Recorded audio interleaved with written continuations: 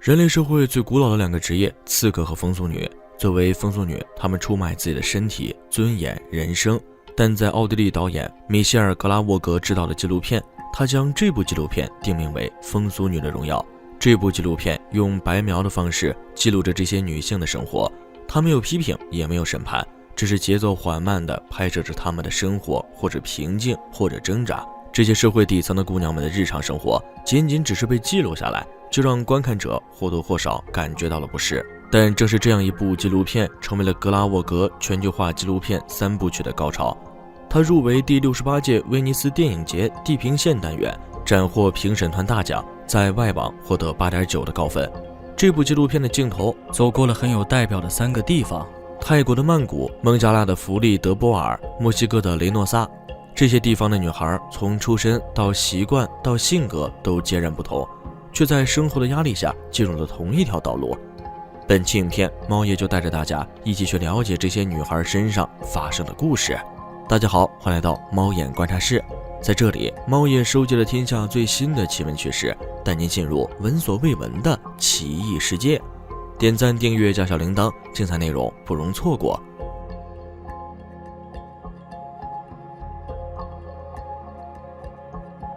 泰国曼谷一家名为金鱼缸的风俗场所，在这里，风俗女们就像普通曼谷上班族一样，打摩的上班，路过神像也要双手合十祈祷，请赐予我金钱和美貌吧。他们甚至每天还要打卡，正式开工之前，有专门的发型师和化妆师帮他们做造型。一切准备就绪，姑娘们从一堆号码牌里找到属于自己的那个，别在衣服上。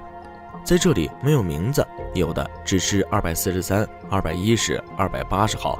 号码的颜色直接决定了女孩的价位。蓝色号码2小时1600泰铢，包括全套服务；红色1800泰铢，坐在蓝色台阶上的2200泰铢。这些价位根据何等标准划分，老板没有细说，但来的客人都没有表示异议，说明定价是肉眼可见的清晰。对于他们来说，这里的女性就是一件待消费的商品，因为是商品，所以有讨价还价的余地。一个日本客人看中了1800泰铢价格的姑娘，缠着老板：“我可以1300泰铢要了她吗？”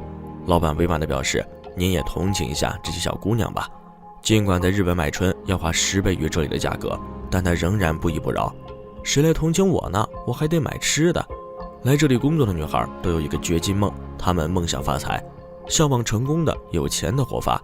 但行业竞争激烈，不断有年轻漂亮的新鲜血液补充进来，和老人争抢饭碗。有的女生上1天班只接到1个客人，赚的钱还不够付打车费，才27岁就无时不刻处在年龄焦虑中，想转行又苦于没有其他技能，也吃不了其他行业的苦。想嫁人，想生孩子，又担心是不是太晚了，或者干脆这辈子还能不能找到一个丈夫。就这样焦虑着，迷茫着，转过天来只能继续去金鱼缸上班。在城市灯红酒绿的夜色里，他们用身体撩拨路人，展示诱惑，过着今朝有酒今朝醉的生活，直到彻底变成一尾鱼缸里的金鱼，再也游不出去。而对于孟加拉国贫民窟的女孩来说，连迷茫都是一件奢侈的事情，她们根本没得选。在13、14岁时被卖到破旧逼仄的风俗女村，就是他们唯一的活路。瑞玛就是这样被卖到弗里德波尔的。这里的风俗女村远近闻名，有800多名女性工作者。老鸨丽塔花了5000卡塔把她从人贩子那里买过来。付钱之前，丽塔就像验猪肉一样，挑剔地检验瑞玛的成色。让我看看你的头发，让我看看你的胸，还可以，以后会更好。让我看看你的腿。瑞玛成了丽塔手头的第4名女儿。她会手把手地教瑞玛如何在保护自己的同时，最大限度地取悦男人。卖身第1年，瑞玛要不停地接客人，最多时1天10个。她没有权利说不，甚至只要露出不情愿的表情，就会遭来丽塔一顿毒打。但熬到第2年，她就能独立接客，赚到的钱不必全部交给丽塔，也能有自己的积蓄。为了达成这个目标，在接不到客的时候，她会抢丽塔其他女儿的客人。如此一来，客人都被吓跑了，丽塔气得发疯。她刚开始是毒打瑞玛，反复几次后赶走了她。被送回人贩子那里的瑞玛将面临再一次的买卖，但不管卖到哪里，都逃不脱风俗女的宿命。像她这样的女孩，风俗女村还有大把。有的运气好一点，靠着日后积攒的一笔钱结婚生子，但她们仍然无法离开这个行业，要么自己出去卖，要么当劳保卖别人，否则全家都要睡大街。想从良上岸是不可能的。走出风俗女村，其实如影随形。男人看他们的眼光非常矛盾，既爱他们的肉体，又觉得他们恶心。更可悲的是，风俗女的命运是会代际传递的。这里的女人没有工作机会，唯一有的未来就是嫁人。但只要听说她出生在风俗女村，就不会有人娶她。如果有，那也是看中了她背后有个当劳保能吸金的母亲。一旦哪一天母亲老到赚不动钱了，她就会被迫去当风俗女，重复母亲的老路。如果没有分身当劳保，年老风俗女的下场通常非常悲惨。她们对男人失去了吸引力，接不到客，在这里的日子就很不好过。赚不到钱，又占着一个房间，劳保对他们大为光火，轻则开口辱骂，重则动手殴打。一到晚上，和劳保是一伙的房东就会来断他的电，上门要钱，要不到钱就不停地羞辱他。你为什么接不到客人？你给我搬出去！他必须承受这一切。黑暗中，他问别人，也问自己：我能去哪里呢？我没地方去，哪里才是出路？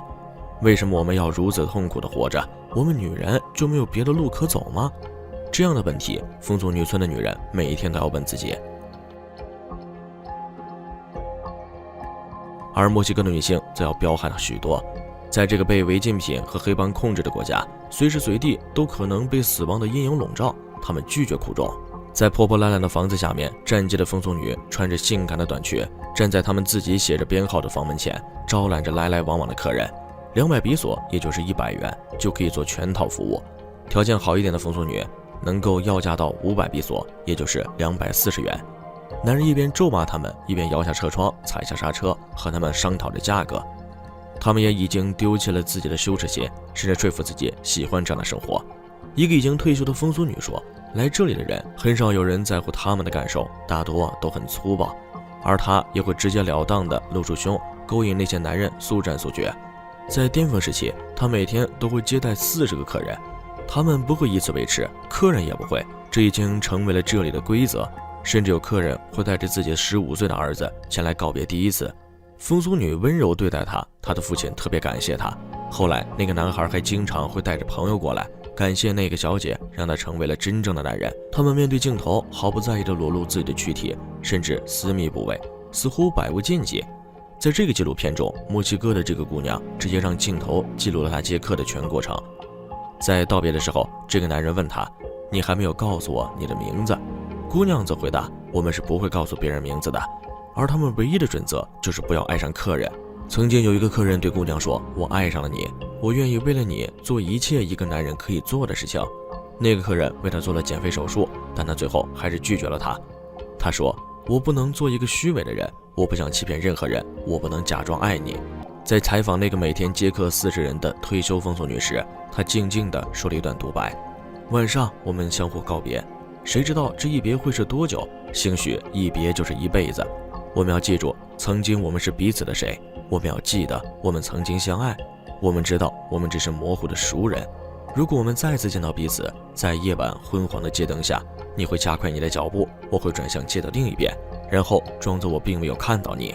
米歇尔导演之所以会选择孟加拉国的弗里德波尔、泰国曼谷和墨西哥3个地方，是因为这3个地方的人分别信仰伊斯兰教、佛教和基督教。他是想通过对这个行业的观察，探讨这3个不同宗教信仰的地方对于婚姻和两性的观念，以及随着文化的发展，这个行业在这些国家呈现出什么样的态势。他希望让更多的人看到这些女性的真实情况，即使不能将她们拉出泥潭，也给她们该有的理解和尊重。这个从人性中出发的愿望，或许也是这部纪录片能获得威尼斯电影节评审团大奖的原因。好了，今天的内容到这里就结束了，最后再求一波点赞和订阅。